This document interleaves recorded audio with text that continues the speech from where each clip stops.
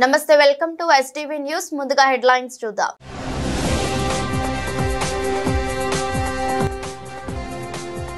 పెద్దేశ్వర్ health centre ను అత్యాధునికంగా తీర్చిదిద్దడం అభినందనీయం ప్రారంభించిన రాష్ట్ర ఆరోగ్య కుటుంబ సంక్షేమ శాఖ మంత్రి సత్యకుమార్ యాదవ్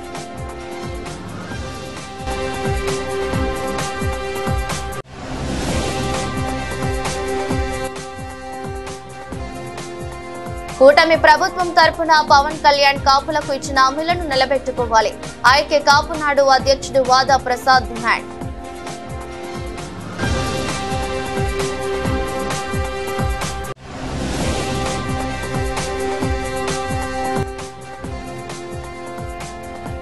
అట్టహాసంగా ప్రారంభమైన ఉయ్యూరు వీరమ్మ తల్లి తిరునాళ్లు ఇరు రాష్ట్రాల నుండి అమ్మవారిని దర్శించుకుంటున్న లక్షలాది మంది భక్తులు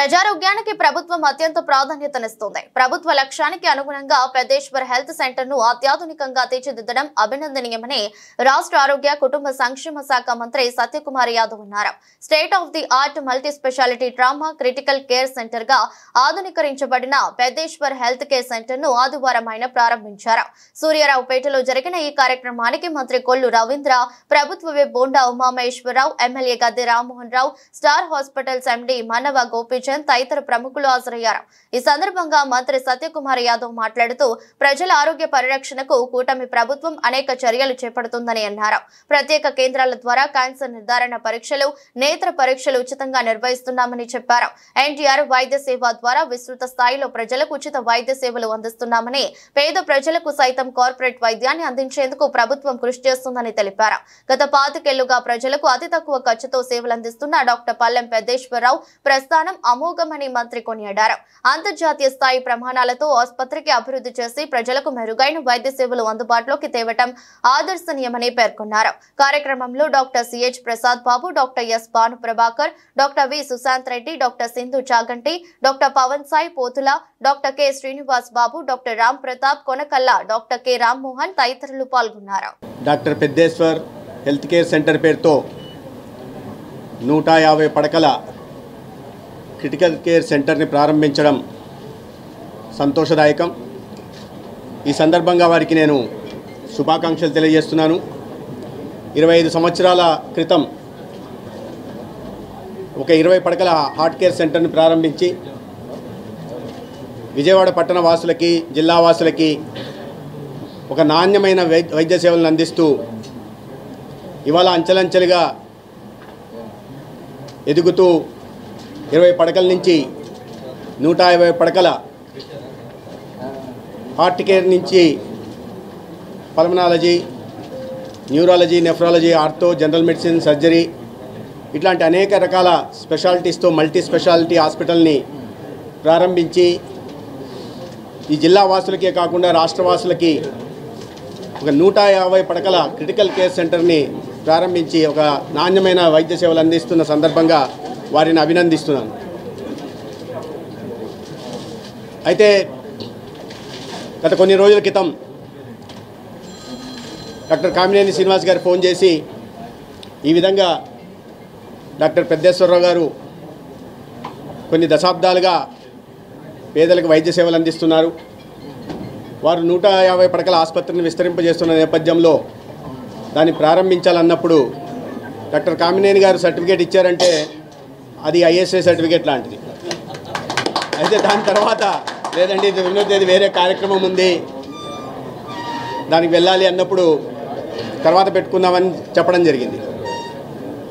అదే రోజు డాక్టర్ గోపీచంద్ గారి ఫోన్ రావడం పల్లెం పెద్దేశ్వరరావు మరి ఆంధ్ర రాష్ట్రంలో అందరికీ కూడా సుపరిచితులు ఒక గ్రామీణ వాతావరణంలో పెరిగి మరి డాక్టర్గా దాదాపు 30 సంవత్సరాల పైనే పేదలకి సేవలు అందిస్తూ ముఖ్యంగా విజయవాడ మహానగరంలో పల్లెం పెద్దేశ్వరరావు హాస్పిటల్ని ఇక్కడ ఏర్పాటు చేసి అనేక మందికి వైద్య సేవలు అందించారు. ఈరోజు వారి కుమారులు ఆకాష్ గారు మరి హాస్పిటల్ అంతా కూడా రెనోవేట్ చేసి ఇంకా అత్యాధునికమైనటువంటి ఎక్విప్మెంట్తో ఒక కార్డియాలజీ కాకుండా మిగతాయి న్యూరాలజీ కానీ నెఫ్రాలజీ కానీ అన్ని రకాలైనటువంటి వైద్య క్రిటికల్ కేర్ సెంటర్ను కూడా ఇక్కడ ఏర్పాటు చేసి 150 పడకల హాస్పిటల్గా మరి ఈరోజు గౌరవనీయులు పెద్దలు హెల్త్ మినిస్టర్ గారు సత్యకుమార్ గారి చేతుల మీదుగా, అలాగే మాజీ హెల్త్ మినిస్టర్ గారు కామినేని శ్రీనివాస్ గారి చేతుల మీదుగా, గద్దె రామ్మోహన్ గారు, అలాగే కొనకళ్ళ నారాయణ గారు, పెద్దలు డాక్టర్ గోపీచంద్ గారు, అలాగే అందరి ఆధ్వర్యంలో ఈరోజు ఇక్కడ హాస్పిటల్ ప్రారంభించుకోవడం, మరి నూతనంగా కట్టినటువంటి భవనాన్ని ముందుగా పెద్దలు సత్యకుమార్ గారు, చిరకాల స్నేహితులు పెద్దేశ్వరరావు గారు ఇలాగ హాస్పిటల్ స్టార్ట్ చేస్తున్నారు, మీరు రావాలి అంటే అసలు ఏమాత్రం సందేహించకుండా పాపం ఆయనకి ఉండే రకరకాల ఒత్తిళ్లలో ఇది నేను రిక్వెస్ట్ చేసి కామినేని శ్రీనివాస్ గారు రిక్వెస్ట్ చేసి ఆయన ఒబ్లైజ్ చేసి వాళ్ళు వచ్చినందుకు చాలా సంతోషం. Thank you very much sir. అలాగే రవీంద్ర గారు కూడా ఎన్నో పనులు ఉంటాయి అయినా కానీ ఈ కార్యక్రమానికి వచ్చారు. ముఖ్యంగా ఇవాళ ఇక్కడ గమనించాల్సింది ఏంటంటే 2014 నుంచి ఇవాళ దాకా తీసుకుంటే ఎప్పుడు మనకి ఆంధ్రప్రదేశ్ నుంచి ఆంధ్ర రీజియన్ నుంచి హైదరాబాద్కి వైద్యపరంగా వెళ్ళే ఒక రకమైన అలవాటు ఉండింది దాదాపు 20-25 ఏళ్ళుగా 30 ఏళ్ళుగా.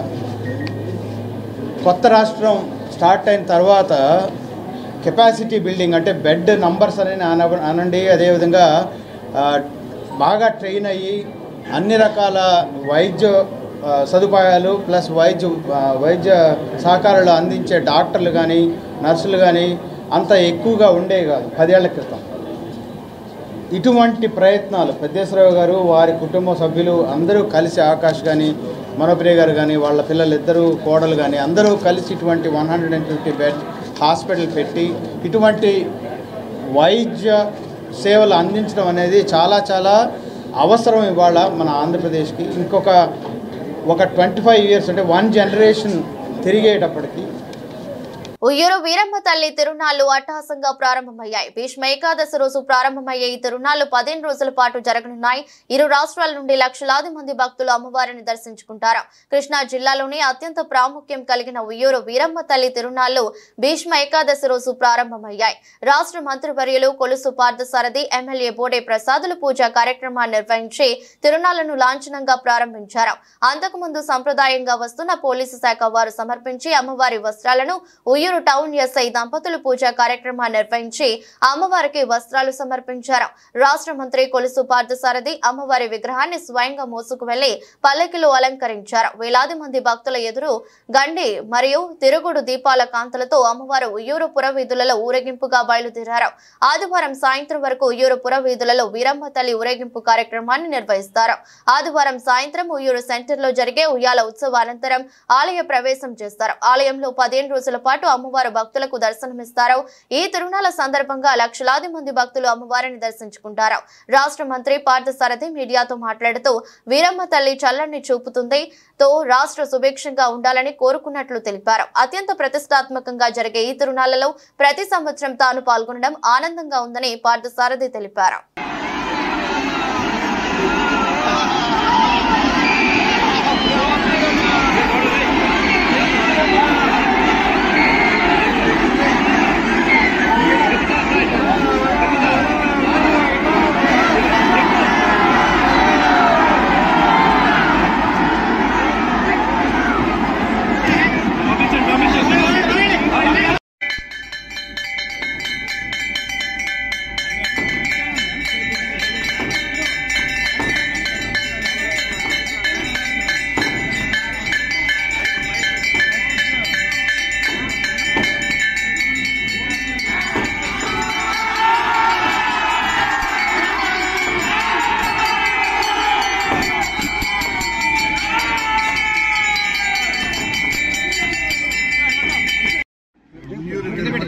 చాలా ఘనంగా ప్రారంభమైనాయి.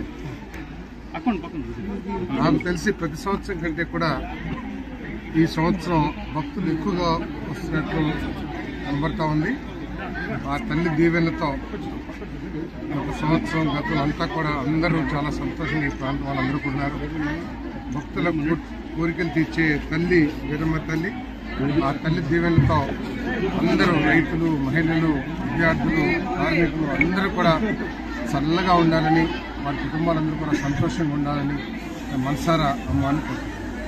గుణదల మేరీమాత ఉత్సవాలు అత్యంత వైభవంగా కొనసాగుతున్నాయి. రెండో రోజు కూడా దేశ వ్యాప్తంగా ప్రాంతాలకు చెందిన మేరీమాత భక్తులు, విశ్వాసకులు తరలి వస్తున్నారు. భారతదేశంలోని అత్యంత ప్రసిద్ధి చెందిన గుణదల మేరీమాత ఉత్సవాలు రెండో రోజు విజయవంతంగా కొనసాగుతున్నాయి. పలు రాష్ట్రాలకు చెందిన మేరీమాత భక్తులు, విశ్వాసకులు అధిక సంఖ్యలో గుణదల మేరీమాత సన్నిధికి తరలి వస్తున్నారు. నిర్వాహకులు అంచనాలకు మించి భక్తులు తరలి వస్తున్నారు. బిషప్ క్రాసీ హైస్కూల్ ఆవరణలో ఖమ్మం పీఠాధిపతి డాక్టర్ సకిలి ప్రకాష్, ఫాదర్ మువ్వలు ప్రసాద్ తదితరులు సమిష్టి దివ్యబలి పూజ అత్యంత భక్తి శ్రద్ధలతో నిర్వహించి సమర్పించారు. ఈ సందర్భంగా ఖమ్మం పీఠాధిపతి తకిలి ప్రకాష్ మాట్లాడుతూ మేరీమాత దివ్య ఆశీస్సుల కోసం మాట్లాడుతూ అంచనాలకు మించి భక్తులు గుణదల పవిత్ర పుణ్యక్షేత్రానికి తరలి వస్తున్నారన్నారు. రెండో రోజు కూడా వేకువజాము నుండి భక్తులు గుణదల మేరీమాత సన్నిధికి పోటీ ఇస్తున్నారన్నారు. వచ్చిన భక్తులు మేరీమాతకు కొవ్వొత్తులు వెలిగించి ప్రత్యేక ప్రార్థనలు నిర్వహించుకున్నారన్నారు. అనంతరం విచారణకర్త వద్ద ఆశీస్సులు పొందారు.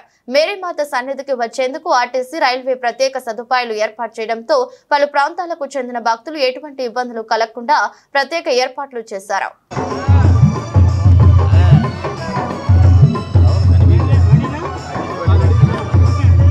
ఈరోజు గుణదల మేరీమాత 100వ ఉత్సవాలు.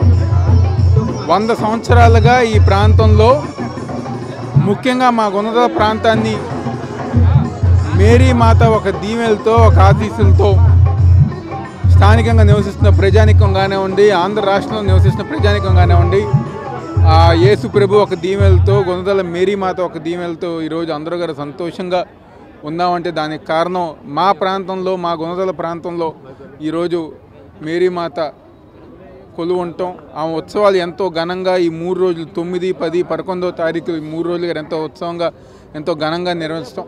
ఈ కార్యక్రమంలో మా డిప్యూటీ మేయర్ గారు, స్థానిక కార్పొరేటర్ గారు, అదేవిధంగా ఈ ప్రాంతంలో నివసిస్తున్న పెద్దలు, అదేవిధంగా ఫాదర్లు అందరూ గారు ప్రతి సంవత్సరం ఊరేగింపు బయలుదేరేటప్పుడు మేమందరం గారు ఇక్కడికి వచ్చి ఆ అమ్మవారికి నమస్కరించుకుని, ఆమెను ప్రార్థన చేసుకుని ఈ ఊరేగింపు బయలుదేరే విధంగా ఉంటుంది. క్షేత్రం నుండి దేవుని యొక్క దీవెనలు, శుభ ఆశీస్సులు తెలియజేస్తూ ఉన్నాము. మనందరం కూడా ఈ విజయవాడ పురవాసులు ఎంతో గర్వించదగినటువంటి విషయం. ప్రతి సంవత్సరం కూడా మన విజయవాడలో గుణదల కొండ మీద వెలిసినటువంటి మరియ తల్లి యొక్క స్వరూపాన్ని పురవీధుల్లో గుండా తీసుకుని వెళుతూ తల్లి యొక్క దీవెనలు, యేసు ప్రభుని యొక్క కృపకు అందరూ కూడా పాత్రలు కావాలని ఈ యొక్క గొప్పగా తీసుకెళ్ళటం అనేది ప్రతి సంవత్సరం కూడా జరుగుతున్న సాంప్రదాయం. ఇది ఒక దీవెనకరమైన విషయము కనుక ప్రవాసులైనటువంటి పట్టణవాసులు మీ అందరికీ కూడా శుభాశీస్సులు తెలియజేస్తూ ఉన్నాను. ఈ యొక్క ఛానల్ ద్వారా వీక్షిస్తున్న మీరందరూ కూడా మరియ తల్లికి దీవెనలు పొందాలని, యేసు ప్రభు ఈ లోకానికి వచ్చింది ప్రేమను, శాంతిని అందరికీ ప్రసాదించడానికి.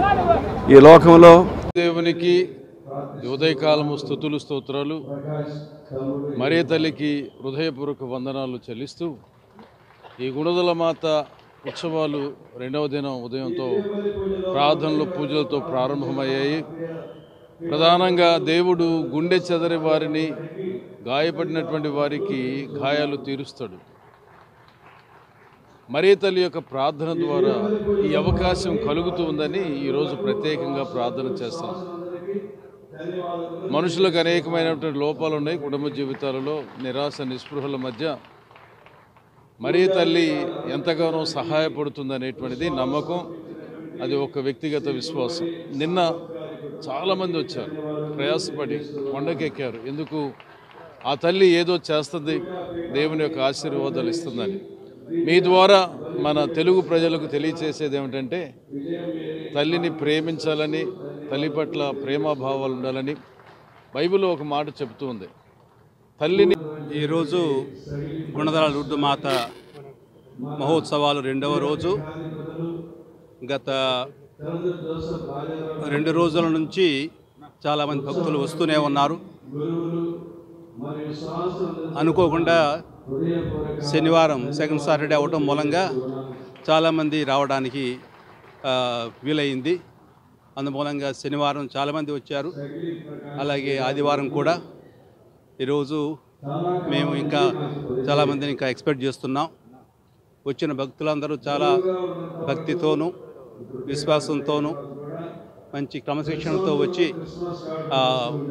మాత ఆశీర్వాదాలు పొంది, ముఖ్యంగా వచ్చిన వాళ్ళందరూ దివ్య పూజలో పాల్గొని దివ్య సంస్కారాలు చేకొని గుణదల కొండ ఎక్కి ఆ తల్లికి వాళ్ళ ప్రణతులు చెల్లించుకొని వాళ్లకు అలాగే కుటుంబీకులందరికీ ఆశీర్వాదాలు పొందుకొని వెళుతున్నారు. భక్తుల సంఖ్య ఎక్కువగానే ఉంది. కృష్ణా, గుంటూరు ఉమ్మడి జిల్లాల పట్టభద్రుల ఎమ్మెల్సీ ఎన్నికల్లో పీడీఎఫ్ తరపున అభ్యర్థిగా వివిధ సంఘాల మద్దతుతో తన పోటీ చేయనున్నట్లు మాజీ ఎమ్మెల్సీ లక్ష్మణరావు తెలిపారు.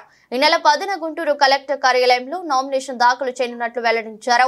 మొదటి ప్రాధాన్యత ఓటు వేసి గెలిపించాలని కోరారు.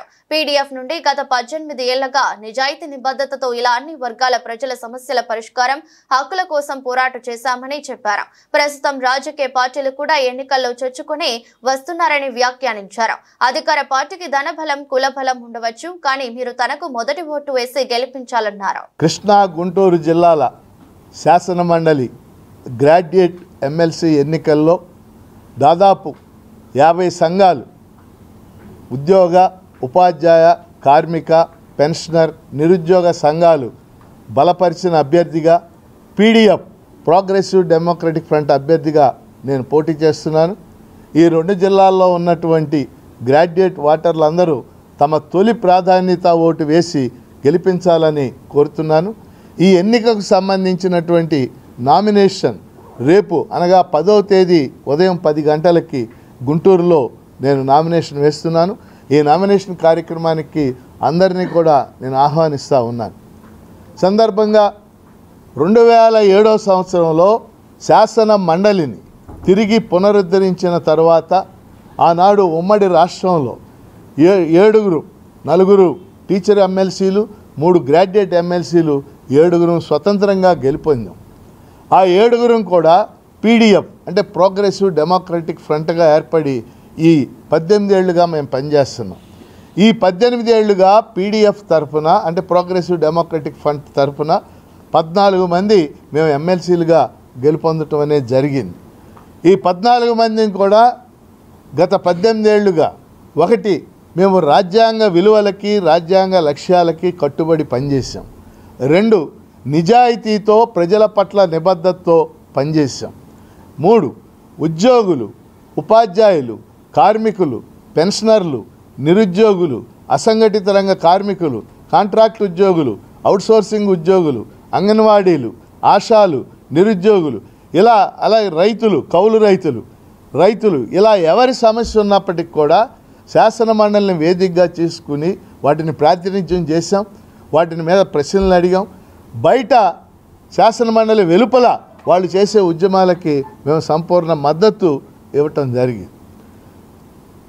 రాజ్యాంగ నిర్మాతలు శాసన మండలిలో గ్రాడ్యుయేట్ టీచర్ ఎమ్మెల్సీ సీట్లు ఒక ప్రత్యేకమైన ప్రయోజనం కోసం సృష్టించారు.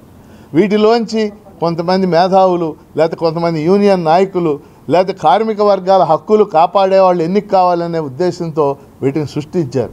కానీ ప్రస్తుతం రాజకీయ పార్టీలు కూడా వీటిలోకి చొచ్చుకు రావడం అనేది మనం చూస్తూ ఉన్నాం.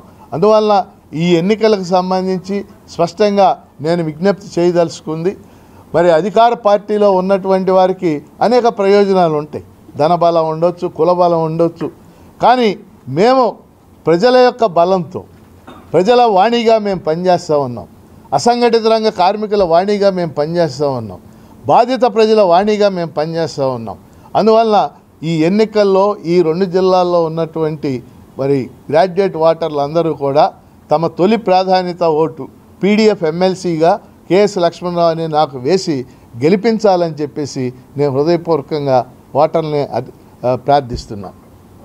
ఎన్నికల సమయంలో కూటమి ప్రభుత్వం తరపున పవన్ కళ్యాణ్ కాపులకు ఇచ్చిన హామీలను నిలబెట్టుకోవాలని ఐక్య కాపు నాడు అధ్యక్షుడు వాదా ప్రసాద్ డిమాండ్ చేశారు.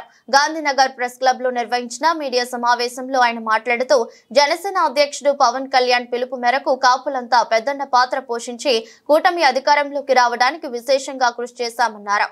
అధికారంలోకి వచ్చిన తర్వాత కాపుల సమస్యలను పట్టించుకున్న నాదుడే లేడని ఆవేదన వ్యక్తం చేశారు. కాపు భవనాలను నిర్మించుటకు వాటి నిర్వహణ బాధ్యత స్థానిక కాపు సంఘాలకు అప్పచెప్పాలన్నారు.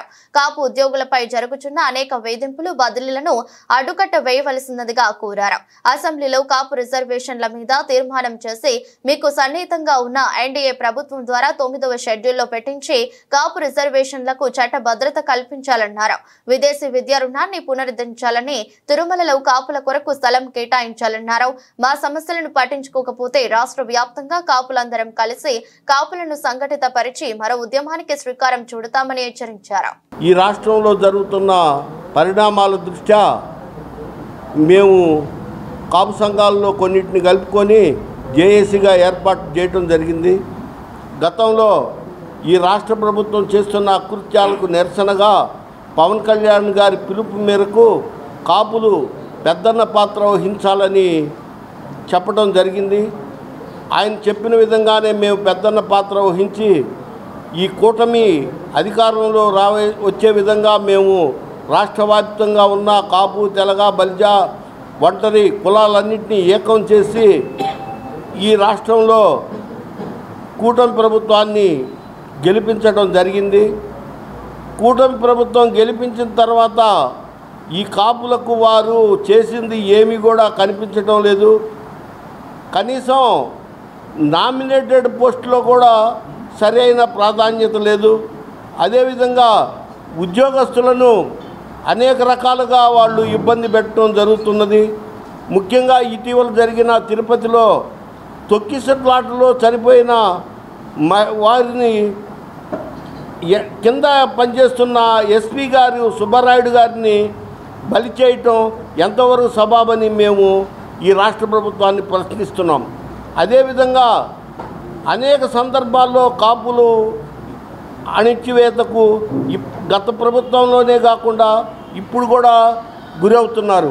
అదేవిధంగా ఈ కాపుల ఎజెండా కాపు రిజర్వేషన్, మేము గతంలో పోగొట్టుకున్న రిజర్వేషన్ సాధించేందుకు ఈ రాష్ట్ర ప్రభుత్వాన్ని మేము డిమాండ్ చేస్తున్నాం. నా పేరు వాదా ప్రసాదరావు, ఆంధ్రప్రదేశ్ ఐక్య కాపు నాడు రాష్ట్ర అధ్యక్షుడిని.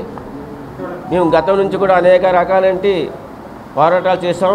కాపుల సమస్యలు పరిశీలించాలని ఏ ప్రభుత్వం అధికారులు ఉన్నప్పుడు కూడా అప్పుడు మా సమస్యల పరిశీలనలో అశ్రద్ధ వహించింది. మొన్న జరిగిన ఎన్నికల్లో పవన్ కళ్యాణ్ గారు ఒక మాట చెప్తూ కాపులందరూ కూడా పెద్దన్న పాత్ర పోషించండి అని చెప్పేటప్పటికీ మేము ఏ దీనిలో ఉన్నప్పుడు కూడా అందరం ఏకమై ఈ కూటమి ప్రభుత్వాన్ని అధికారంలో తీసుకురావడం కోసం మేము అన్ని గ్రామాలు, అన్ని పట్టణాలు, అన్ని జిల్లాలు అన్నీ కూడా పర్యటించి కూటమి ప్రభుత్వాన్ని అధికారం తీసుకురావడం కోసం మా వంతు కృషి మేము చేశాం. అందులో మేము మా శక్తి సామర్థ్యాల వరకు కూడా ప్రభుత్వాన్ని గెలిపించడానికి అహర్నిశలు కూడా పనిచేసి అధికారానికి తీసుకొచ్చాం. అధికారానికి వచ్చాక ఈరోజు కాపులకు సంబంధించిన సమస్యలను ఏవి కూడా ఒక్కటి కూడా పరిశీలించడానికి ముందుకు రాలేదు. ఇప్పుడు అంటే ఈ సమస్యలన్నీ పరిశీలించాలి. గత 30 సంవత్సరాల నుంచి కూడా జీవో 30ని కూడా అమలు చేయడానికి కూడా కోర్టులు కూడా తీర్పిచ్చినప్పుడు కూడా అవి కూడా ఇంతవరకు నీరుగార్చి అమలు చేయకూడదు అనేది ఉంది. అంచేత రిజర్వేషన్ సంబంధించిన వరకు 30 జీవోని అమలు చేయాలని కోరుతున్నాం. అంతేకాకుండా ఏ కార్పొరేషన్లో అయినా ఆ కార్పొరేషన్ సంబంధించి ఆ కమ్యూనిటీకి సంబంధించి వాళ్ళనే అధ్యక్షులు చేస్తారు, చైర్మన్గా చేస్తారు. కానీ అధికారులను కూడా ఆ కమ్యూనిటీ సంబంధించిన వాళ్ళు వేస్తుంటారు. కానీ కాపు కార్పొరేషన్ దగ్గర వచ్చేటప్పటికి అధ్యక్షుడిని కాపు నేసినప్పుడు కూడా దీనికి ఎండీగా ఉన్నటువంటి అధికారి ఇకనైనా ఇప్పుడు ఉన్న కూటమి ప్రభుత్వం కాపుల గురించి ఆలోచించాలని, కాపులకి రావాల్సినటువంటి కాపు కార్పొరేషన్ లోన్లను 5 లక్షలు మినిమం చేయాలని, అలాగనే కాపు కార్పొరేషన్కి ఎండీగా కూడా కాపులనే నియమించాలని ఈ యొక్క మీడియా మిత్రుల ద్వారా తెలియపరచడం జరిగింది. అలాగే కొత్తపల్లి సుబ్బారాయుడు గారు కూడా కాపు కార్పొరేషన్ చైర్మన్గా ప్రమాణ స్వీకారం త్వరగా చేస్తే మంచిదని ఈ యొక్క కాపు జేఏసీ నుంచి మేము కోరుకోవడం జరుగుతున్నది.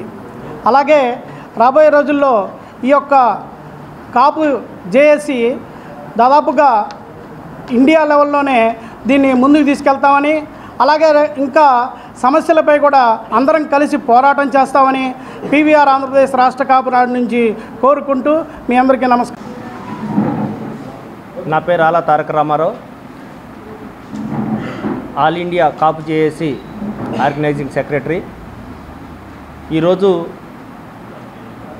ఈ కాపు జేఏసీ ఏర్పడటానికి ముఖ్య కారణం మన కాపు ముద్దుబిడ్డ ఉప ముఖ్యమంత్రి వర్యులు శ్రీ కొణిదెల పవన్ కళ్యాణ్ గారి పిలుపు మేరకు ఆ రోజు ఏదైతే 2024లో జరిగినటువంటి ఎలక్షన్లో కాపులంతా ఏకమై పెద్దన్న పాత్ర వహిస్తూ కూటమిని గెలిపించవలసిందిగా ఆయన ఏదైతే శ్లోకం ఇచ్చారో దాన్ని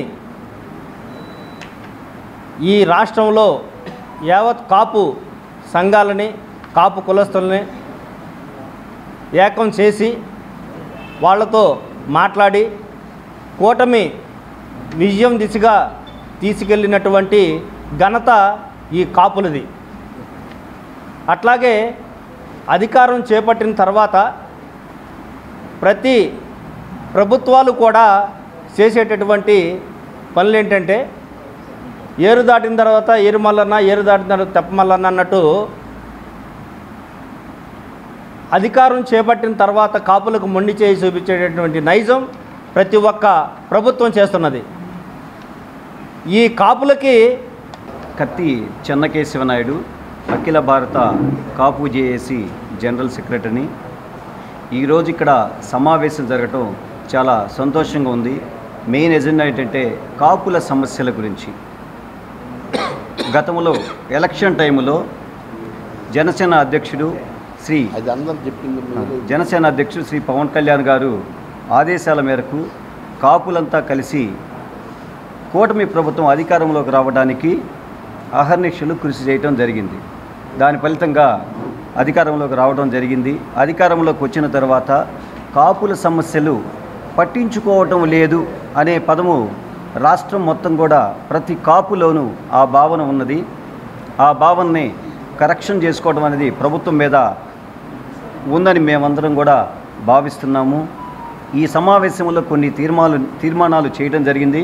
వాటిలో ముఖ్యమైనది కాపు భవనాలను నిర్మించి రాష్ట్రం మొత్తం కూడా మెయిన్ జిల్లాల్లో కాపు భవనాలను నిర్మించి వాటి నిర్వహణ బాధ్యత అక్కడ సంబంధించిన కాపు సంఘాలకు అప్పజెప్పుట. నెక్స్ట్, రాజకీయ ప్రాధాన్యత లేని రాయలసీమలోని 4 జిల్లాలు, ప్రకాశం జిల్లా, నెల్లూరు జిల్లాలు, మొత్తం 6 జిల్లాలకు కలిపి ఎలాంటి రాజకీయ ప్రాధాన్యత లేదు. మొగల్రాజపురం సిద్ధార్థ పబ్లిక్ స్కూల్లో వర్కర్స్ కలిశారు. పట్టభద్రుల ఎమ్మెల్సీ ఎన్నికల్లో సంపూర్ణ మద్దతు ఇవ్వాలని రాజా వర్కర్స్ ను విజ్ఞప్తి చేశారు. వర్కర్స్ సంపూర్ణ మద్దతు ఇస్తామని హామీ ఇచ్చారు. అభ్యర్థి ఆలపాటి రాజాతో పాటు ఎమ్మెల్యే గద్దె రామ్మోహన్, యువనేత గద్దె క్రాంతి కుమార్, తెలుగుదేశం పార్టీ శ్రేణులు తదితరులు ఉన్నారు.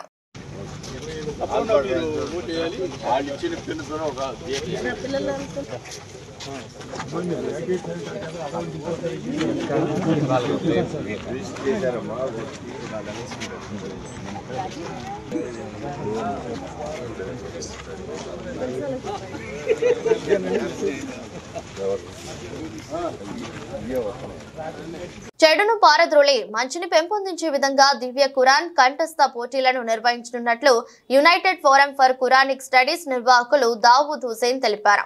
నేటి తరంలో స్మార్ట్ ఫోన్ వల్ల చిన్నపిల్లలు చెడు తలంపులతో చెడు ఆలోచనలకు గురవుతున్నారని ఆవేదన వ్యక్తం చేశారు.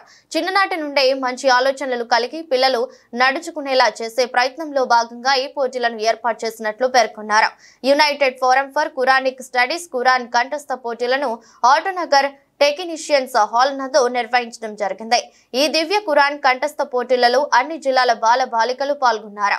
ఈ సందర్భంగా United Forum for Quranic studies నిర్వాహకులు దావూద్ హుసేన్ మాట్లాడుతూ United Forum for Quranic studies ఆధ్వర్యంలో గత 10 సంవత్సరాలుగా దివ్య ఖురాన్ కంఠస్థ పోటీలను నిర్వహిస్తున్నట్లు తెలిపారు.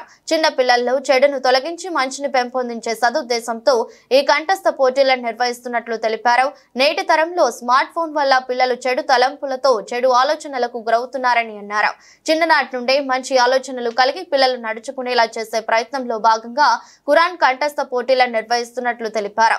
ఈ దివ్య ఖురాన్ కంఠస్థ పోటీలలో అన్ని జిల్లాల బాల బాలికలు పాల్గొన్నారని తెలిపారు. बिस्मिल्लाहिर्रहमानिर्रहीम। मेरा नाम मोहम्मद दाऊद है। मैं United forum for Kurani studies के चेयरमैन के हिस्से से काम कर रहा हूँ। आज अल्हम्दुलिल्लाह 10 साल हो गए इस काम का आगाज़ करते हुए कि बड़ी खुशी हो रही है कि इस 10 साल के दौरान में हमने हज़ारों लाखों बच्चों को हमने कुरान सिखाया और कुरानी मजीदें तकसीम की हैं और एक हरारत है जो पूरे रियासत आंध्र प्रदेश में पैदा हुआ है। हर माँ बाप चाहते हैं कि उनके बच्चे कुरान पढ़े, हर बच्चे भी चाहते हैं कि हम कुरान पढ़ें और इनाम हासिल करें। इस तरह बड़ा तेज़ी से ये काम हो रहा है। हम अल्लाह का शुक्र अदा करते हैं कि अल्लाह ताला जो है इस काम को हम जैसे कमज़ोरों से जो है ले रहा है। तो आज ये प्रोग्राम आप लोगों के ताउन से बहुत ही आगे बढ़ रहा है और हमें उम्मीद है कि आइंदा भी आप लोगों का ताउन रहेगा। मैं सबसे गुजारिश करूँगा कि वो अपने बच्चों को कुरान पढ़ाए, वो खुद पढ़े और कुरान को जो है आम करने की कोशिश करें। वाखिर दावाना अल्हम्दुलिल्लाह रब्बिल आलमीन।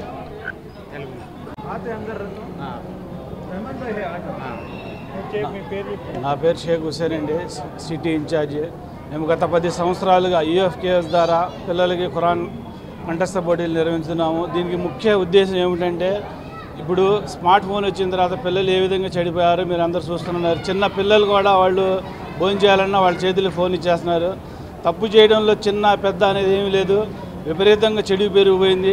దీనికి ఈ చెడుని ఆపాలి అంటే ఏం చేయాలన్న ఒక తపనతో మేము పిల్లలకి ఖురాన్ కంఠస్థం నేర్పబడింది. ఈ ఖురాన్ అనేది చిన్నపిల్ల పుట్టిన కాడి నుంచి, పిల్లాడు పుట్టిన కాడి నుంచి చనిపోయేంత వరకు ఏ విధంగా జీవితం గడపాలి, తల్లిదండ్రులతో ఏ విధంగా నడవాలి, తన తోటి సహృతులతో ఏ విధంగా ఉండాలి, గురువుల్ని ఏ విధంగా వాళ్ళకి మనం గౌరవించాలి అనేది ప్రతిదీ క్లుప్తంగా ఈ ఖురాన్లో రాయడం జరిగింది. ఈ ఖురాన్ అనేది పూర్తి మానవ జాతికి, సర్వ మానవాళికి ఇది ఒక ఆదర్శం అన్నమాట. అందుకోసం గత 10 సంవత్సరాలు దాదాపు 1,00,000 మందికి ఖురాన్ కంఠస్థ పోటీలు నిర్వహించడం. ఇంకా ఇన్షాల్లా ఫ్యూచర్లో ఇంకా పిల్లల్ని మేము ఇంకా ఖురాన్ పారాయణ గురించి ప్రోత్సహిస్తాం. దీని ముఖ్య ఉద్దేశం ఏంటంటే పిల్లల్ని చెడుగా ఆపాలి అన్న ఉద్దేశంతో మేము 10 సంవత్సరాలు చేస్తున్నామండి. ఇవాళ జరిగే పోటీల్లో మనకి కృష్ణా జిల్లా, గుంటూరు జిల్లా, రాయలసీమ, నంద్యాల, టోటల్ ఏపీ నుంచి రావడం జరిగిందండి. 44 మంది పిల్లలు ఫైనల్లో పార్టిసిపేట్ చేస్తున్నారు. వాళ్ళకి first prize, second prize, third prize ఇవ్వడం జరిగింది. ఫస్ట్ ప్రైజ్ 20,000, సెకండ్ వచ్చేసి 15,000, థర్డ్ ప్రైజ్ వచ్చి 10,000 ఇవ్వడం జరుగుతుందండి. తన పార్లమెంట్ పరిధిలోని 294 గ్రామాలను అభివృద్ధి చేయటమే కాకుండా దేశంలోనే మోడల్ గ్రామాలుగా తీర్చిదిద్దాలనే లక్ష్యంతో పాటు ముఖ్యమంత్రి చంద్రబాబు నాయుడు ఆయుష్ సాధనతో భాగంగా ప్రతి కుటుంబంలో ఒక ఎంటర్‌ప్రెన్యూర్ ఉండే విధంగా ఎంపీ కేశినేని శివనాథ్ కృషి చేస్తున్నారు.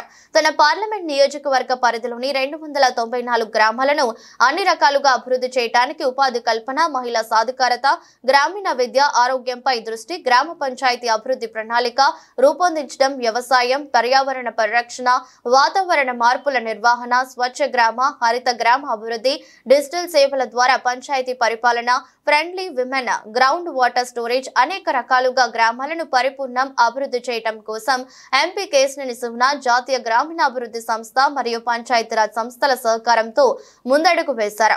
కార్యక్రమంలో కార్పొరేటర్ చెన్నుపాటి ఉషారాణి, మాజీ ఫ్లోర్ లీడర్ ఏరుబోతు రమణ, ఎన్టీఆర్ జిల్లా ఎస్ఎస్ఎల్ ప్రెసిడెంట్ సొంగ సంజయ్ వర్మ, ఎన్టీఆర్ జిల్లా minority cell president SK Kareemulla, NTR జిల్లా టీఎన్ఎస్ఎఫ్ ప్రధాన కార్యదర్శి సాయి చరణ్, టీఎన్టీయూసీ రాష్ట్ర ఉపాధ్యక్షులు Paruchuri Prasad, NIRDPR programme coordinator GV నరసింహారావులతో పాటు తదితరులు పాల్గొన్నారు. మోడల్ చేయాలనుకుంటారు కానీ విజయవాడ పార్లమెంట్ సభ్యులు కేశినేని చిన్ని గారు 294 గ్రామాలని మోడల్ గ్రామాలుగా తీర్చిదిద్దాలనే లక్ష్యంతో ఎన్ఐఆర్డీకి మొదటగా ఆయన ట్రైనింగ్ పొందడం జరిగింది.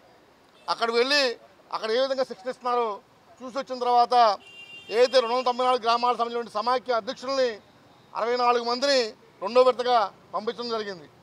ఆ తర్వాత ఈ గ్రామాలకు సంబంధించి ఒక 100 మందిని టీమును రెడీ చేసి మొదటి విడతగా 34 మందిని వాళ్ళ బస్సు అక్కడ ఎన్ఆర్డీకి 15 లక్షల రూపాయలు తన సొంత నిధులు కేశినేని ఫౌండేషన్ ద్వారా చెల్లించి ప్రతి బ్యాచ్కి కూడా వాళ్ళు శిక్షణ ఇవ్వడం జరుగుతుంది. ఈ శిక్షణ తీసుకున్నటువంటి వారికి ప్రతి నెలా కూడా 10,000 రూపాయలు కేశినేని ఫౌండేషన్ నుంచి ఆయన సొంత నిధులతో ఇవ్వడం జరుగుతుంది. భారతదేశంలో ఏ పార్లమెంట్ సభ్యుడు చేయని విధంగా ఈయన చేసినందుకు ముందుగా ఆయన అభినందిస్తూ ఉన్నాం. అదేవిధంగా ఏదైతే శిక్షణ పొందినటువంటి 7 రోజులు శిక్షణ పొందుతారు, అక్కడ 7 రోజులు శిక్షణ పూర్తయిన తర్వాత వాళ్ళు గ్రామాలకు వచ్చి గ్రామాల్లో మోడల్ గ్రామాలుగా చేయడం కోసం ఏవైతే అవసరాలు ఉన్నాయో అవన్నీ ఒక లిస్ట్ అవుట్ చేసి ఆ గ్రామాభివృద్ధికి ఏ అవసరాలను లిస్ట్ అవుట్ చేసి అది పార్లమెంట్ సభ్యులు తీసుకొస్తే ఆయన దానికి సంబంధించిన అన్నీ కూడా పూర్తి చేసి 294 గ్రామాలను. పార్లమెంట్ సభ్యులు కేశినేని శివనాథ్ చిన్ని గారి ఆధ్వర్యంలో మరి చూస్తున్నాం, భారతదేశంలోనే ఒక ప్రతిష్టాత్మకంగా తీసుకున్న వికసిత్ భారత్లో భాగంగా ఎన్టీఆర్ జిల్లాలో ఉన్న 294 గ్రామ పంచాయతీల్ని ఎన్నుకొని దాంట్లో వికసిత్ పంచాయతీ అని ఎంపీ గారు మరి ఆయన ప్రత్యేకంగా దాని మీద ఒక దృష్టి పెట్టి ఈ గ్రామాభివృద్ధికి పాటుపడాలని తెలుగుదేశం పార్టీని ప్రతి గ్రామంలో ఈరోజు ముఖ్యమంత్రి గారు చెప్పిన విధంగా విజన్ 2047కి నాంది పలుకుతూ మొదటి అడుగు మరి ఈరోజు భారతదేశం మొత్తంలో మరి ఆంధ్ర రాష్ట్రంలో తీసుకొని ఎన్టీఆర్ జిల్లాలో ప్రప్రథమంగా ఈరోజు ఒక టీముని పంపించడం జరుగుతుంది. ఈ టీము మరి వాళ్ళు ఒక వారం రోజులు ట్రైనింగ్ అయ్యి మళ్ళీ ఆ టీం అంతా ఆ విలేజ్లో తిరిగి ఆ విలేజ్ అభివృద్ధి కోసం పాటుపడే విషయంలో ముందుకెళ్తూ దీని మీద ఏమేమి చేయాలి, ఏం చేయబోతున్నాం దీంట్లో ఈ వికసిత్ పంచాయతీలో అనే దాని మీద కూడా మరి మా టీం సభ్యులు మరి సోదరులు నరసింహరావు గారు కూడా మిగిలిన విషయాలు బ్రీఫ్గా అందిస్తారు. దీని ముఖ్య ఉద్దేశం ఏంటంటే వికసిత్ పంచాయతీలో భాగంగా విజయవాడ పార్లమెంట్ని అభివృద్ధి పదంలో నడిపించాలనే ఒక దృఢమైన విశ్వాసంతో ముందుకు వెళ్తున్న శివనాథ్ గారికి తోడుగా ఇక్కడున్న ప్రతి ఒక్కళ్ళు ముందడిగేస్తూ ఈరోజు ప్రప్రథమంగా ప్రారంభించింది. మరి దాని గురించి కూడా వివరించాలని మన నరసింహరావు గారికి తెలియపరుస్తున్నాం. ముందుగా మన జిల్లా ఎంపీ గారు కేశినేని శివనాథ్ చిన్ని గారికి ప్రత్యేకంగా ధన్యవాదాలు తెలియజేస్తా ఉన్నాం. రాష్ట్ర ముఖ్యమంత్రి గారు నారా చంద్రబాబు నాయుడు గారు ఏదైతే విజన్ 2047 కల్లా ఈ రాష్ట్రంలో ఉన్న ప్రతి కుటుంబంలో ఒక వ్యాపారవేత్త ఉండాలి అనే లక్ష్యం ఏదైతే ఉందో అది జరగడం ద్వారానే ఆంధ్రప్రదేశ్ అన్ని రకాలుగా అభివృద్ధి చెందుతుందో అనేది ఈరోజు బలమైన విశ్వాసంతో ఈరోజు ప్రభుత్వం ఉంది.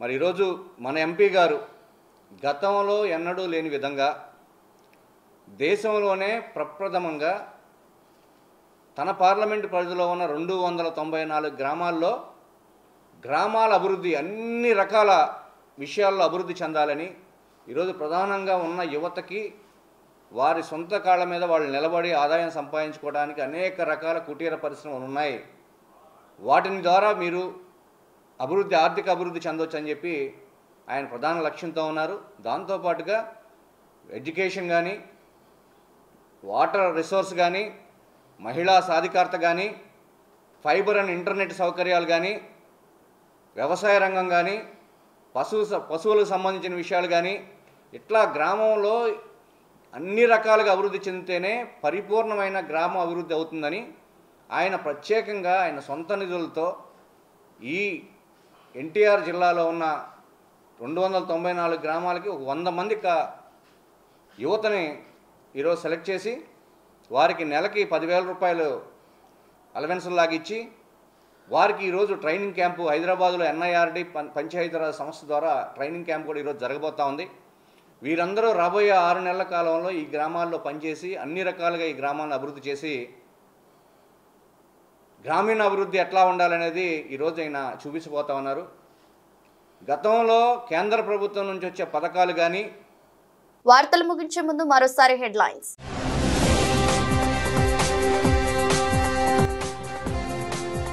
పెద్దేశ్వర్ హెల్త్ సెంటర్ ను అత్యాధునికంగా తీర్చిదిద్దడం అభినందనీయం. ప్రారంభించిన రాష్ట్ర ఆరోగ్య కుటుంబ సంక్షేమ శాఖ మంత్రి సత్యకుమార్ యాదవ్.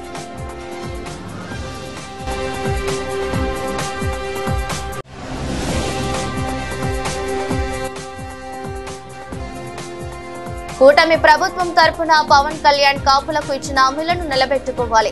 ఐక్య కాపునాడు అధ్యక్షుడు వాదా ప్రసాద్ డిమాండ్.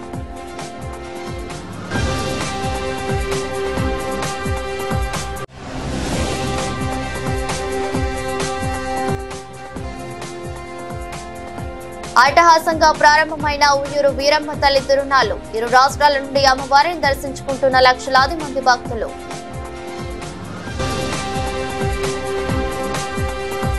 ఎదురెస్ట్ బులెటిన్ మరో బులెటిన్లో మళ్ళీ కలుద్దాం.